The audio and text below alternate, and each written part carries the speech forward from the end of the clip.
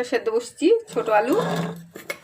এখানে আছে পোস্ত, আদা কুচি, লঙ্কা কুচি, টমেটো কুচি, এগুলো একসঙ্গে মিক্সিতে বেটে নেব।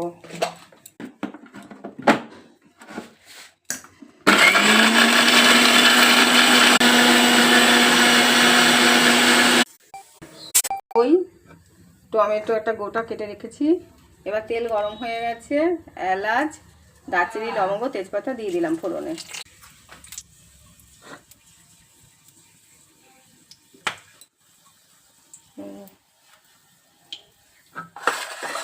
আলুটা আমি দিয়ে দিচ্ছি।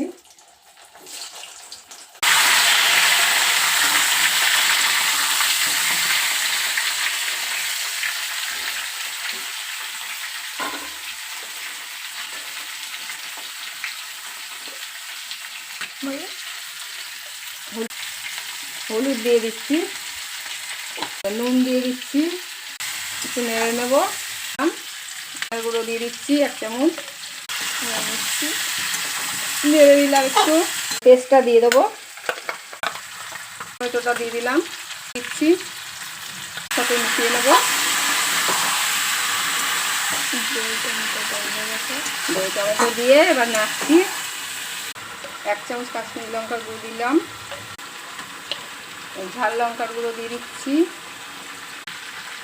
মিক্সি বাটিতে লেগেছিল অনেকটা, জল দিয়ে ওটা দিয়ে দিচ্ছি। 1 চামচ চিনি দিলাম, আর 1 চামচও দিয়ে দিলাম, 2 চামচ দিলাম। নেড়ে দিচ্ছি, ঢাকা দিয়ে দিলাম। ফুটলে আমি নামিয়ে নেব। জল দিয়ে দিলাম। টা নামিয়ে নিয়েছি। যদি রেসিপিটা ভালো লাগে তাহলে লাইক, ফলো, শেয়ার, কমেন্ট করে দেবেন।